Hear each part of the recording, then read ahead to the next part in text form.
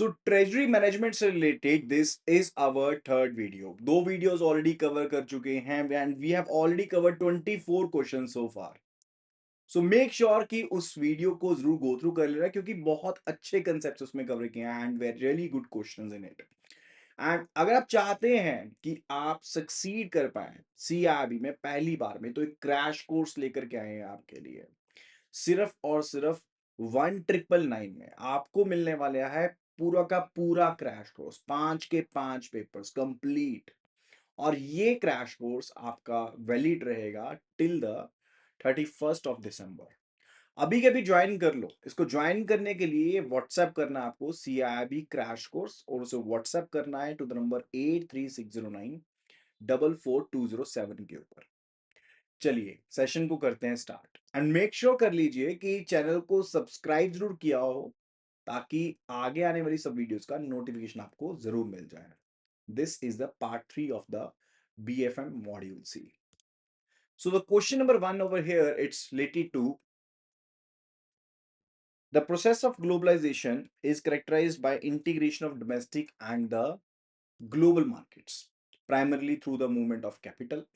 The document distinguishes between the long-term project-related investments and the short-term investments in stock and the debt markets.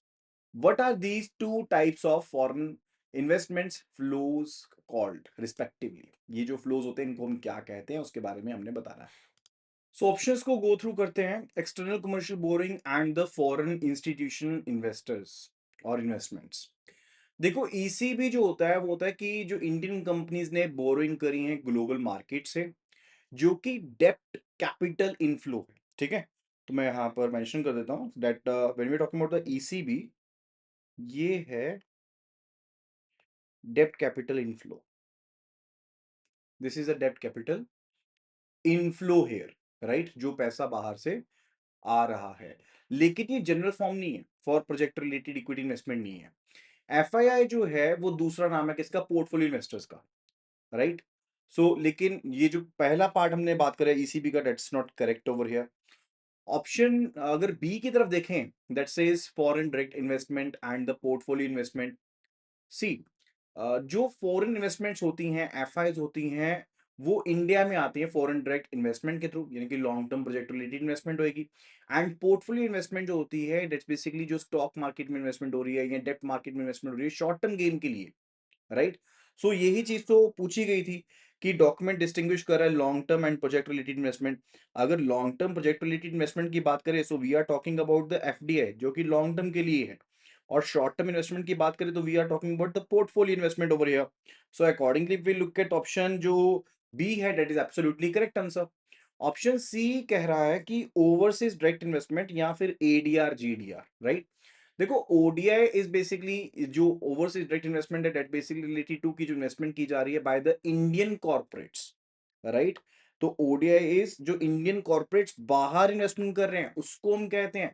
And ADR यानी कि American deposit receipt, GDR यानी कि global deposit receipt, those are what, वो क्या चीजें हैं, those are the instruments for the Indian companies कि वो ग्लोबली पैसा उठा पाए, right. So that's not the point over here. Option C भी हो गया गलत। ऑप्शन डी पोर्टफोलियो इन्वेस्टमेंट आपको ऑलरेडी बता दिया। Direct investment if we look at तो वो डेफिनेटली वो बिल्कुल रिवर्स ऑर्डर कर दिया, राइट। हमें long term followed by short term कहा गया, यहाँ पर ये हो गया शॉर्ट टर्म पहले बता दिया एंड फिर लॉन्ग टर्म बता दिया direct investment. So that's not correct, right. So option B जो है that is correct answer. Now the question number 26, the corporation issues a special type of bond that gives the bondholder an option to convert the debt into equity at a predetermined price and rate, कि आप डेप्ट को equity में convert कर सकते हो। The coupon on this bond is set lower than that of a comparable non-convertible bond. तो let's say convertible non convertible bond के ऊपर आपको 8% रेट मिल रहा है, तो इसमें आपको 6% या 7% मिल रहा है। व्हाट इज दिस इंस्ट्रूमेंट, ये कन्वर्टिबल इंस्ट्रूमेंट है। पहली बात तो ये पता लगी हमें क्योंकि कन्वर्ट कर सकते हैं आप डेप्ट को इक्विटी में, right. And what is the primary benefit of issuing for the issuing company when investors exercise the conversion option. तो एक चीज को समझने की कोशिश करते हैं। So first of all let me just let you note कि ये है एक कंपनी, और ये जो पिंक कलर है this is representing a person who is investor जिसने डेप्ट बॉन्ड को परचेज किया है, कन्वर्टिबल बॉन्ड को परचेज किया है, right? So here it's a company जिसने कन्वर्टिबल बॉन्ड इशू किया है, एंड यहां पर है ये बॉन्ड होल्डर जिसने इन्वेस्टमेंट करी है, एंड इसके पास क्या है, कन्वर्टिबल बॉन्ड है। नाउ लेट्स से केस जब बॉन्ड बेचा गया था उसका प्राइस था 100 रुपीज, एक बॉन्ड का प्राइस था, और इक्विटी यानी कि उसके कंपनी के शेयर का प्राइस, कंपनी का जो शेयर का लिस्टेड प्राइस था इश्यूज के टाइम पे, लेट से वो था 80 रुपीज का, 80 रुपीज का था, ठीक है। अब ये कन्वर्टिबल बॉन्ड है, तो पर्सन ने होल्ड किया हुआ आफ्टर लेट से 2 इयर्स, बॉन्ड का जो प्राइस था वो तो मार्केट वैल्यू के हिसाब से एंड मार्केट इंटरेस्ट के हिसाब से, मैच्योरिटी में कितना टाइम है उसके हिसाब से चेंज होता रहेगा। लेट से उस टाइम पर इसका प्राइस है 115 रुपीज, ठीक है। जो बॉन्ड का प्राइस है, मार्केट प्राइस है, वो 115 रुपीज है उस टाइम पे। एंड उस टाइम पे ये इक्विटी का जो प्राइस है वो हो चुका है रुपीज 140। कितना हो गया है, इक्विटी का प्राइस बढ़ के हो गया 140। इस टाइम के ऊपर अगर बॉन्ड होल्डर अपने डेप्ट को, अब ये 115 rupees is actually representing the डेप्ट कंपोनेंट, राइट, यानी कि बॉन्ड को रिप्रेजेंट कर रहा है। अगर इसको ये इक्विटी में कन्वर्ट कर लेता है तो भाई इसको एक कैपिटल गेन हो जाएगा 25 रुपए का, तो डेफिनेटली पर्सन कन्वर्ट कर लेगा। लेकिन क्वेश्चन ये, कंपनी को क्या बेनिफिट है भाई? देखो, कंपनी के लिए जो 100 रुपीज था ये, that was a dept obligation, that was a dept obligation कि कंपनी को कभी ना कभी ये पैसा रिडेम्पशन के ऊपर वापस करना पड़ेगा। लेकिन अगर ये डेप्ट ऑब्लिगेशन अब कन्वर्ट हो गई है इक्विटी में, तो कंपनी को वो पैसा कभी भी वापस नहीं करना पड़ेगा। ये मेजर बेनिफिट है इस पर्टिकुलर सिनेरियो में, गेटिंग इट? ठीक है, तो ये मेजर बेनिफिट है इस पर्टिकुलर सिनेरियो में कि कंपनी को कोई भी पैसा जो है फिर वो वापस ही नहीं करना पड़ेगा, दैट्स अ मेजर पॉइंट, ठीक है। तो ये बेनिफिट है। अब ऑप्शंस को देखते हैं। Option one it says that it's a zero coupon bond, की ये तो जीरो कूपन बॉन्ड है and the benefit is in the absence of periodic interest payments. See, zero coupon bond के कोई भी पीरियोडिक इंटरेस्ट पेमेंट नहीं होती है एंड उसको एक डिस्काउंट के ऊपर इशू किया जाता है, बट उसका बेसिकली उसका कोई इक्विटी कन्वर्जन फीचर नहीं होता। तो ऑप्शन ए तो करेक्ट है ही नहीं है, क्योंकि जीरो कूपन बॉन्ड में कन्वर्जन फीचर होता ही नहीं है। And second, it's a non-convertible debenture, and the benefit is that the company's debt is secured by specific assets. देखो, एनसीडी बेसिकली नॉन कन्वर्टिबल होता है, नेम ही उसका कहता है कि नॉन कन्वर्टिबल है। It is a convertible bond, yes it's a convertible bond, and benefit is that there is no डेप्ट repayment and the company's equity base is strengthened. Absolutely true, बिल्कुल सही है। तो ऑप्शन सी जो है that is absolutely the correct answer. Now the option D, it is a tier 2 capital bond and the benefit is that it helps the company to meet the regulatory capital. See, जो bank है वो issue करते हैं tier 2 bonds को, issue करते हैं अपनी capital requirement को फुलफिल करने के लिए। जो कोर फीचर यहाँ पर बताया गया है वो कन्वर्जन के बारे में बताया गया, रिलेटेड टू कि डेप्ट को इक्विटी में कन्वर्ट करना, तो वो रिलेटेड नहीं है, ठीक है। अभी क्वेश्चन नंबर 27 पर चलते हैं। अ बैंक्स ट्रेजरी डिपार्टमेंट, जो कि मैनेज किया जा रहा है by the AB de Villiers, is assessing its capital market exposure, ठीक है। वो अपनी कैपिटल मार्केट एक्सपोजर को असेस कर रहे हैं। while the bank is permitted by the Reserve Bank of India to invest in the stock market, अब RBI के द्वारा बैंक को बेसिकली परमिट किया गया है कि वो इन्वेस्ट कर सकता है स्टॉक मार्केट में। The treasury maintains a very cautious stance, फिर भी बहुत सावधान है वो, and is not a leading investor, ठीक है। What is the primary reason cited in the document for this cautious approach by the bank treasuries toward the equity investment? अबे equity investment को ये इतना ज्यादा रिस्की क्यों मानते हैं? आरबीआई ने तो अलाउ किया हुआ है कि आप अपना एक्सपोजर रख सकते हो, डायरेक्ट इनडायरेक्ट कैपिटल एक्सपोजर जो है वो आप रख सकते हो। ऑप्शंस देखते हैं। The operational cost of equity trading are significantly higher than that of the डेप्ट इंस्ट्रूमेंट, कि अगर आप डेप्ट इंस्ट्रूमेंट के मुकाबले में अगर ऑपरेशनल कॉस्ट देखो तो वो ज्यादा होती हैं। तो इसका सिंपल सा देखो यहाँ पर पॉइंट है, कॉस्ट जो है वो एक फैक्टर रहता है किसी भी ऑपरेशन को लेकर के, राइट। लेकिन हाई ऑपरेशनल कॉस्ट कोई भी इससे रिलेटेड प्राइमरी रीजन नहीं है कि ट्रेजरीज इक्विटी को अवॉइड करते हैं, राइट। सो ट्रेजरी ऑपरेशनल की बल्कि कॉस्ट जो होती है कंपैरेटिवली कम होती है। So option A is not correct, right. Option B, equity investments do not qualify for meeting the statutory liquidity ratio requirement, वो तो सिंपल सा फंड है, वो हमें पता है, ये सही चीज है कि इक्विटी में अगर आप इन्वेस्टमेंट करते हो तो वो एसएलआर सिक्योरिटीज की तरफ आप काउंट नहीं करते हो। ये एक स्टेटमेंट ऑफ फैक्ट है, लेकिन कोई प्राइमरी रीजन नहीं है कि आप कोशियस रहते हो कि आपने इन्वेस्टमेंट नहीं करनी है, ठीक है। बैंक जो है वो बहुत सी चीजों को इन्वेस्ट करते हैं, नॉन एसएलआर इंस्ट्रूमेंट में भी प्रोप्राइटरी पोजीशन को मेंटेन करते हैं ताकि वो पैसा कमा पाए। So this is also not the reason. Option C, the stock prices are highly volatile and the bank generally prefer low risk investment. This is the correct answer over here. कि bank जो है वो कोशिश इसलिए रहते हैं क्योंकि bank treasury जो है वो लीडिंग इन्वेस्टर नहीं है स्टॉक मार्केट में। क्यों? क्योंकि स्टॉक मार्केट के प्राइसेस बहुत ज्यादा ऊपर नीचे होते हैं। आज कोई स्टेटमेंट आ गई तो भी मार्केट में ऊपर नीचे जंप आ जाएगा। अगर हिंडनबर्ग ने कोई रिपोर्ट दे दी तो भी मार्केट में जंप आ जाएगा, ठीक है, डाउनफॉल आ जाएगा। So bank low risk investments को प्रेफर करते हैं जहां पर इतनी ज्यादा वॉलेटिलिटी ना हो, और यहां पर तो इनहेरेंट रिस्क ही वॉलेटिलिटी का है। So banks do not prefer that, banks की जो ट्रेजरीज हैं वो प्रेफर नहीं करती हैं। So option C is actually the correct answer. Option D, regulatory limits on capital market exposure. देखो लिमिट तो रहती है, यानी कि रेगुलेटरी कैपिटल मार्केट के एक्सपोजर जो है लिमिट है वो तो डेफिनेटली रहती है, लेकिन इतनी भी कम नहीं है कि बैंक अपना इन्वेस्टमेंट ना कर पाए, प्रॉफिटेबिलिटी ना बना पाए। Option D is also not correct. Now, the 28th question, it's related to treasury products. In the foreign exchange market, the settlement date for the transaction can vary. तो foreign exchange market में जो settlement date है transactions के लिए वो अलग अलग हो सकती है। A dealer executes a currency trade where the settlement is scheduled to take place 2 working days from the trade date. What is the type of trade officially called and how does its settlement timeline differ from a term rate? So if we look at the different points, so we are having something like, let's say, जो चीज आपको आज की आज ही मिल जाएगी, यानी कि आज ही आपने सेटलमेंट करी है और आज ही ट्रांजैक्शन हो जाएगी, दैट्स अ कैश रेट। और कैश आप रेडी कहते हो, रेडी ट्रेड कहते हो, या कैश उसको रेट कहते हो। That can be the ready rate और द कैश रेट, यानी कि सेम डे पर T+0 डेज बेसिस पर। व्हेन वी आर सेइंग कि आप आज ट्रांजैक्शन कर रहे हो और कल कंक्लूड होगी T+1 बेसिस पर होगी, इसको टर्म ट्रांजैक्शन कहते हैं। दैट इज टुमारो, ठीक है, term rate. And when we say कि आपकी ट्रांजैक्शन कंक्लूड 2 दिन के बाद होगी, ट्रांजैक्शन के बाद, that is spot rate. And ये जो स्पॉट रेट है ये सबसे ज्यादा वॉल्यूमिनस है, क्योंकि मल्टीपल ट्रांजैक्शन मैक्सिमम जो होती हैं वो सभी स्पॉट ट्रेड के थ्रू ही होती हैं।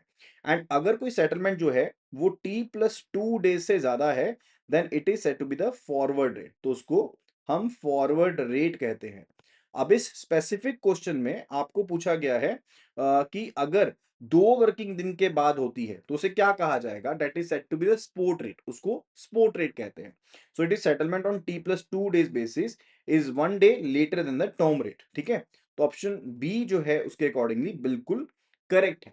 एंड ये जो इन बिटवीन डेज हैं ये सभी वर्किंग डेज वर्किंग होने चाहिए दोनों के दोनों सेंटर्स में।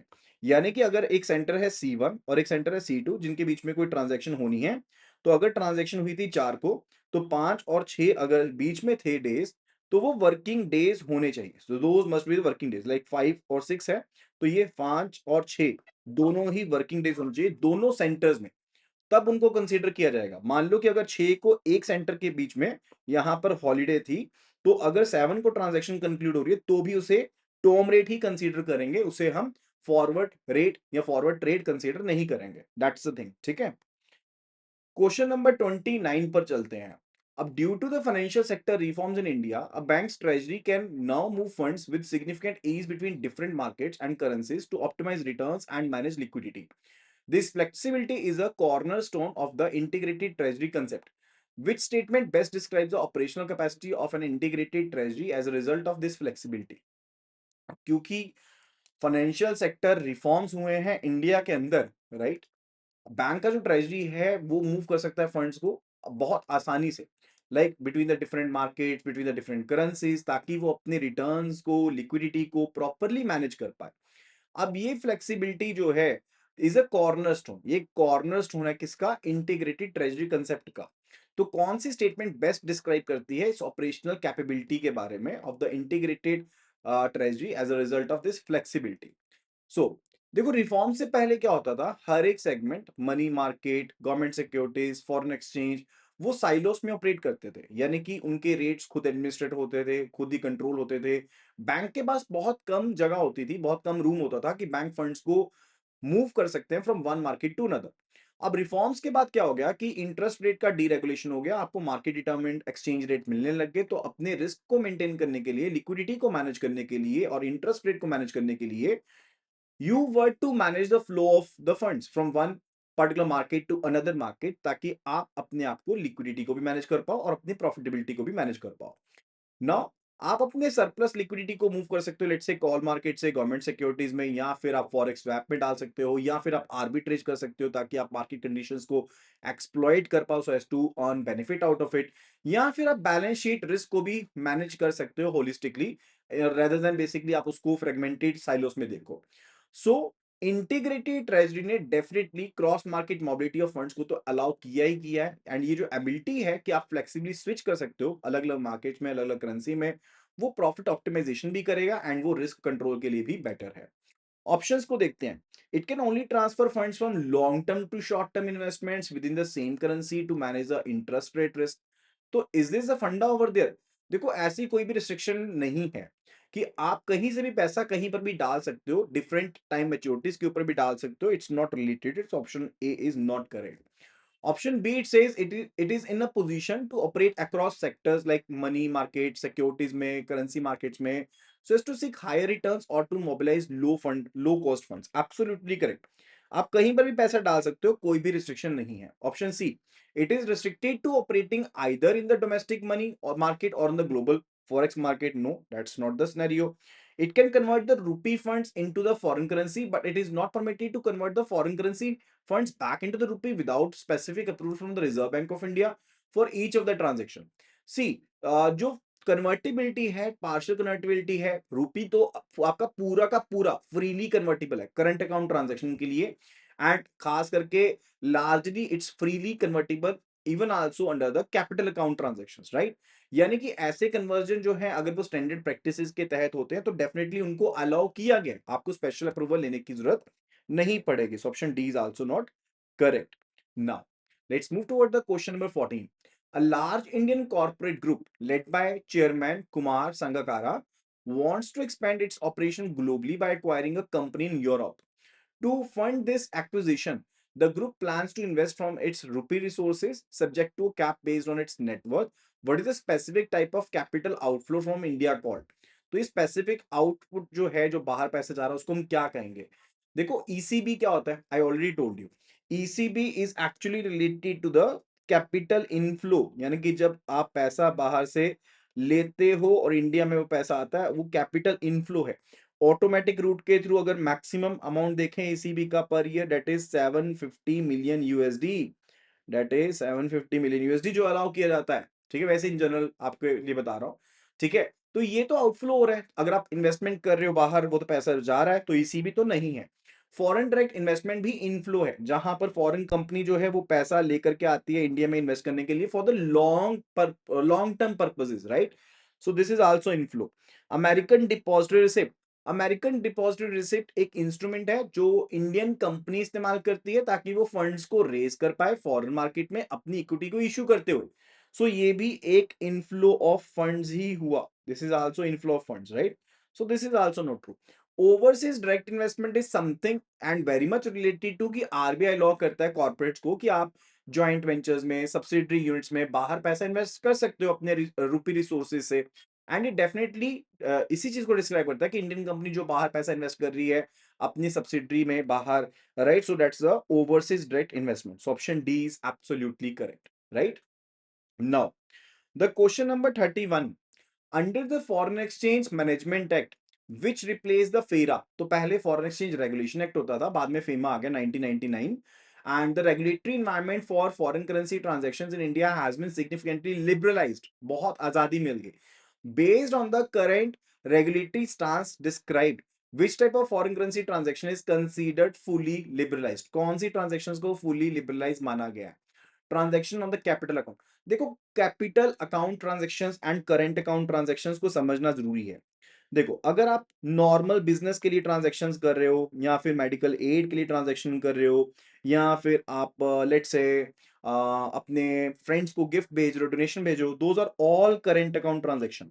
एंड करंट अकाउंट ट्रांजेक्शंस जो हैं वो स्पेसिफिकली टोटली फ्रीली कन्वर्टिबल हैं, दोज आर फ्रीली कन्वर्टिबल, उनमें कोई भी इश्यूज नहीं है, right? But when we're talking about the capital account transaction, let's say India में कोई पर्सन रह रहा है एंड उसने कोई प्रॉपर्टी परचेज करी है बाहर की कंट्री में, तो यहां पर अब्रॉड कंट्री है, वहां पर इसके एसेट या लाइबिलिटी ऑल्टर होती है। So here whatsoever the asset liabilities और द कंटिजेंट लाइबिलिटीज ये ऑल्टर हो रही हैं उसकी ट्रांजेक्शन की वजह से, तो वो क्या रहेगी, that will be a capital account transaction. So that will be a capital account transaction in that scenario. And same way में अगर कोई एनआरआई बैठा है बाहर एंड वो इंडिया में यहां पर कोई प्रॉपर्टी खरीदता बेचता है कि उसके एसेट लाइबिलिटीज या कंटीजेंट लाइबिलिटीज ऑल्टर होते हैं, that is also amounting to the capital account transaction. लेकिन कैपिटल अकाउंट ट्रांजैक्शन जो है वो फुली कन्वर्टिबिलिटी नहीं है, राइट वो चीज समझनी पड़ेगी। ठीक है, सो उसके अकॉर्डिंग हम आंसर पोस्ट करेंगे। So option A says transactions on the capital account are fully convertible. No, those are not fully convertible. Transactions on current account are fully convertible. Yes, those are fully convertible related to import export rates, miscellaneous remittances. Absolutely true. ठीक है, तो option B is the correct answer. Option C says all overseas direct investments by the individual by the Indian corporates without any cap based on their net worth. See, ODI permitted है लेकिन वहां पर cap है, net worth के base पर cap है, सो fully liberalise नहीं है पूरी टर्म्स के साथ। Option C is not true. All portfolio investments by foreign institutions without any restrictions on repatriation of funds, is it fully allowed? देखो, पोर्टफोलियो इन्वेस्टमेंट जो है वो ज्यादातर परमिट की गई है, कैपिटल अकाउंट ट्रांजैक्शंस लेकिन जो हैं वो फुली कन्वर्टेबल नहीं है। गवर्नमेंट या रिजर्व बैंक ऑफ इंडिया उनसे रिलेटेड रेगुलेशंस को प्लेस कर सकता है related to cross border capital movement, ये चीज हो सकती है एंड होती भी है। सिर्फ और सिर्फ जो एक पूरी की पूरी कैटेगरी है जहां पर पूरा का पूरा लिबरलाइजेशन रखा गया, that is the current account transactions. So option D is not the correct answer. Now let's move toward the question number 16 or question number 32. A bank's treasury primarily invest in government securities so as to meet the SLR, statutory liquidity ratio requirements. The RBI uses SLR as a tool so as to control the money supply. What is the extent of RBI's power to set the SLR, and what other securities can bank invest in so as to satisfy the requirement? देखो, SLR जो है that is actually statutory liquidity ratio and it is defined under section 24 of the banking regulation act. तो banking regulation act के section 24 में इसको define किया गया। अब इसके तहत जो स्केड्यूल्ड कमर्शियल बैंक्स होते हैं they are to maintain a fix percentage of the NDTL, यानी कि नेट डिमांड टाइम लायबिलिटीज का एक फिक्स परसेंटेज जो होता है वो सीआरआर के सरप्लस की फॉर्म में या फिर let's say government approved securities की फॉर्म में या गोल्ड की फॉर्म में मेंटेन करना पड़ेगा बैंक्स को। विद इन इंडिया मेंटेन करना होता है, not with reserve Bank of India, वो सीआरआर की डेफिनेशन होती है, राइट।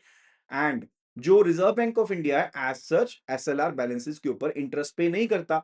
लेकिन अगर आप गवर्नमेंट अप्रूव्ड सिक्योरिटीज में जो अनइंकम्बर्ड सिक्योरिटीज हैं उनमें इन्वेस्टमेंट करते हो तो उनके ऊपर जो आपको यील्ड मिल रही है that is said to be the yield that you are earning on the SLR securities. ठीक है, quite simple.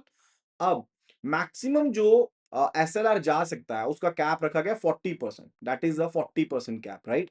So option 8 says RBI can set the SLR cap maximum to 25%. That's not the case. Option B, the RBI has the discretion to increase or decrease the SLR up to 40%. Absolutely true. And banks can also invest in approved bonds from SIDBI and NABARD. Is it true? C, बिल्कुल सही है कि RBI अपनी description से SLR को increase या decrease कर सकता है, मैक्सिमम 40% तक लेकर के जा सकता है। और बैंक जो है वो अप्रूव्ड सिक्योरिटीज में भी इन्वेस्टमेंट कर सकते हैं, जैसे कि प्रायोरिटी सेक्टर बॉन्ड में पैसा डाल सकते हैं जो कि इशू किए जाते हैं by the SIDBI, small industrial development bank of India, या फिर नाबार्ड जैसे कि national bank for agriculture and rural development के द्वारा जो बॉन्ड्स इशू किए जाते हैं उसमें भी पैसा डाल सकते हैं। Those are also eligible for the SLR requirements. So option B जो है that is absolutely the correct answer है। ठीक है जी। अब ऑप्शन सी कह रहा है 18% है, that is not the case की जो 18% का है। सो आरबीआई के पास डिस्क्रिशन है कि वो चेंज कर सकती है। कॉर्पोरेट बॉन्ड्स यहाँ पे बोला गया है, but the banks are free to invest in any triple A rated corporate bonds to meet it up.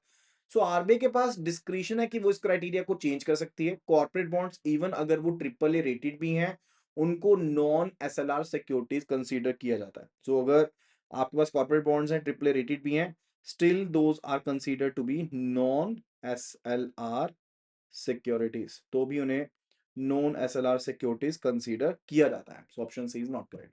Option D, the RBI can set the SLR to any level without any cap, that's not true. Question number 33, it says Before the era of financial reforms, the role of a bank's treasury was significantly different from its modern function as a profit center. The Treasury's primary focus was on ensuring the bank had sufficient funds for the daily need and regulatory compliance. Which of the following best encapsulate this traditional service oriented role of treasury? कौन सी चीज properly बताती है traditional role के बारे में? That we need to answer. Actively trading in currency and securities market to generate speculative profit for the bank. See, अगर ये देखिए एक्टिव ट्रेडिंग कर रहे हो प्रॉफिट फीचर है वो तो मॉडर्न ट्रेजरी से रिलेटेड है. This is not a traditional view. This is a modern treasury, right? So ये तो ट्रू नहीं है. Managing the banks proprietary trading book. अब ट्रेडिंग बुक क्या होती है? What do you mean by trading book? Trading book is something like when you're investing into derivatives or you're basically investing into some positions, right? तो वही होती है ना, तो वो तो मॉडर्न व्यू हो गया फिर से. सो अगर आप प्रोप्राइटरी ट्रेडिंग बुक को मैनेज कर रहे हो, डेरिवेटिव्स को बेसिकली मैनेज कर रहे हो, तो वो तो बाद में चीज आई ना. That's also a modern view. वो भी एक मॉडर्न व्यू है. So that's not the answer. Functioning as a service centre focused on liquidity management. क्या आप लिक्विडिटी को मैनेज करना चाहते हो? जो रिजर्व रिक्वायरमेंट्स हैं, कैश रिजर्व रेशियो को मैनेज करना है, एसएलआर को मैनेज करना है, उसकी रिपोर्टिंग करनी है रेगुलेटर को, सरप्लस फंड्स को डिप्लॉय कैसे करना है, एडिक्वेट कैश बैलेंसेस होने चाहिए, सोर्सेज ऑफ फंड्स आपके पास क्या अवेलेबल है, अगर कोई गैप एग्जिस्ट करते हैं तो उनको ब्रिज कैसे करना है. Those are all actually related to the traditional view. ठीक है, ये ट्रेडिशनल व्यू से रिलेटेड है. So this is going to be the answer. And if we say कि determining the banks overall lending strategy and conducting credit appraisal for the large corporate loans. Specifically if we say credit appraisal lending strategy जो core banking solution है वो treasury के role से तो अलग है. Those are not under the treasury law. तो these are not related to the treasury role. ठीक है, ये treasury का role है ही नहीं है. So option D is not correct. ठीक है. Now question number 2. It says a highly rated corporation where Rahul Dravid is a CFO is planning a large issuance of commercial paper जो कि 1000 crore से ज्यादा है within the calendar year. According to the guidelines, this large issuance size imposes an additional more stringent rating requirement. What is a specific requirement? देखो, जहां पर आपका जो इश्यू का साइज होता है कमर्शियल पेपर के लिए, क्योंकि कमर्शियल पेपर्स क्या होते हैं? What do you mean by commercial papers? I've already told in the last two videos even. These are unsecured. First of all, ये unsecured होते हैं. ठीक है, कोई सिक्योरिटी नहीं है. And these are unsecured money market instruments. ठीक है, ये unsecured money market instruments होते हैं जो कि प्रोमिसरी नोट की फॉर्म में इशू किए जाते हैं. क्लियर हो गया? एंड अगर तो आपका इशू जो है वो 1000 करोड़ से कम है तो उसके केस में आपको सिंगल रेटिंग चाहिए होती है. That there is only one single rating which is actually required, right? लेकिन अगर आपका इशू जो है वो 1000 करोड़ से ज्यादा है तो उसके सिनेरियो में आपको दो क्रेडिट रेटिंग चाहिए, दो क्रेडिट रेटिंग एजेंसी से जो सेबी के साथ रजिस्टर्ड है. एंड जो लोअर रेटिंग होगी आप उसको कंसीडर करोगे और मिनिमम रेटिंग A3 की चाहिए. इसके साथ जो और रिक्वायरमेंट होती है कि वर्किंग कैपिटल लिमिट आपका स्टैंडर्ड चाहिए, सभी लोन्स आपके स्टैंडर्ड कैटेगरी के चाहिए. दैट इज अ रिक्वायरमेंट, वो तो आपको हर केस में इंप्लीमेंट करनी है. That's not even the case. ठीक है, तो ऑप्शंस देखते हैं. The company must obtain a minimum rating A1. No, that's not the required criteria. The company must get the issuance rated by the international rating agency. No. SEBI registered entity से मिल जाए बहुत है. The company must obtain a rating of at least A3 from two SEBI approved rating agencies for this specific large issuance. Absolutely true. बिल्कुल सही है. दो credit rating agency से आपको लेनी पड़ेगी रेटिंग और जो लोअर वाली होगी वो एप्लीकेबल आपके ऊपर रहेगी, ज्यादा वाली एप्लीकेबल नहीं रहेगी. सो ऑप्शन सी अकॉर्डिंगली देखें तो बिल्कुल सही है. Question number 35. An integrated treasury with its constant exposure to the markets plays a crucial advisory role within the bank, extending beyond its direct operational functions. This advisory capacity helped the bank's senior management in the marketing strategy internal decisions, right? Making, not marketing, making strategic internal decisions. In which specific area is the treasury particularly well placed to advise the management? ठीक है, तो integrated treasury है जिसका constant exposure है markets के ऊपर, बहुत crucial advisory role है बैंक के लिए देती है ये. एंड ये डायरेक्ट ऑपरेशनल फंक्शन से हटके है. जो एडवाइजरी कैपेसिटी है वो हेल्प करती है बैंक के सीनियर मैनेजमेंट को कि वो स्ट्रेटेजिक इंटरनल डिसीजन ले पाए. तो कौन सा स्पेसिफिक एरिया है जहां पर ट्रेजरी पर्टिकुलरली वेल प्लेस्ड होनी चाहिए so as to advise the management? HR में, एचआर पॉलिसीज में, selection of new locations for opening the retail banks और ब्रांचेस, internal decisions में related to product pricing, strategic investments, leveraging its market insights or anything else, what it would be. So options आपके सामने हैं and we are to answer it according. See, यहाँ पर जो internal decision है वही help करने वाला है. So option C is going to be the correct answer. कि कांस्टेंट एक्सपोजर जहां पर है मार्केट में वहां पर डेफिनेटली एडवाइजरी आप रिपोर्ट के लिए लेकर के आएंगे ट्रेजरी को कि इंटरनल डिसीजन में हेल्प मिल सकती है सीनियर मैनेजमेंट को. लेट से प्राइसिंग है या फिर स्ट्रेटेजिक इन्वेस्टमेंट्स हैं. सो डायरेक्ट कंसिक्वेंसेज होंगे कि आप कनेक्ट करते हो कोर एक्टिविटी के साथ फॉर द फाइनेंशियल मार्केट्स. ठीक है, तो option C is the correct answer. Now the question number 36. A bank's treasury department, under the supervision of Anil Kumble, is responsible for investing the bank's foreign exchange surpluses. These surpluses originate from various business activities that generate foreign currency. Which of the following is an explicitly mentioned source of these forex surpluses? कहाँ से surplus आ रहे हैं उसके बारे में हमने बताना है. तो बैंक का ट्रेजरी डिपार्टमेंट है जो कि सुपरविजन में है अनिल कुंबले जी की. वो रिस्पॉन्सिबल है इन्वेस्टमेंट करने के लिए कि बैंक के जो फॉरेन एक्सचेंज सरप्लस है उनको इन्वेस्ट करना है.